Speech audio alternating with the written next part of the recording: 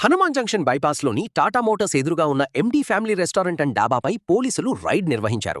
డాబాలో అసాంఘిక కార్యకలాపాలు జరుగుతున్నాయన్న సమాచారంతో మంగళవారం హనుమాన్ జంక్షన్ పోలీసులు తనిఖీలు చేపట్టారు. సిఐ ఎల్ రమేష్ ఆధ్వర్యంలో ఎస్ఐ శ్రీనివాస్ సిబ్బందితో కలిసి నిర్వహించిన ఈ రైడ్లో వ్యభిచార కార్యకలాపాలకు పాల్పడుతున్నారన్న ఆరోపణలపై నిర్వాహకులు కొల్లూరి సుధా, వేమూరి సుబ్రహ్మణ్యం, విటుడుగా పేర్కొన్న ముదిరీరి రమేష్లను పోలీసులు అదుపులోకి తీసుకున్నారు. వారిని పోలీస్ స్టేషన్కు తరలించి విచారణ చేపట్టారు.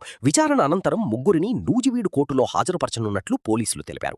హనుమాన్ జంక్షన్ పరిధిలో ఎక్కడైనా ఇలాంటి అసాంఘిక కార్యకలాపాలు నిర్వహిస్తే కఠిన చర్యలు తీసుకుంటామని పోలీసులు హెచ్చరించారు. ఇలాంటి కార్యకలాపాలకు సంబంధించిన సమాచారం ప్రజల దృష్టికి వస్తే వెంటనే పోలీసులకు తెలియజేయాలని సూచించారు.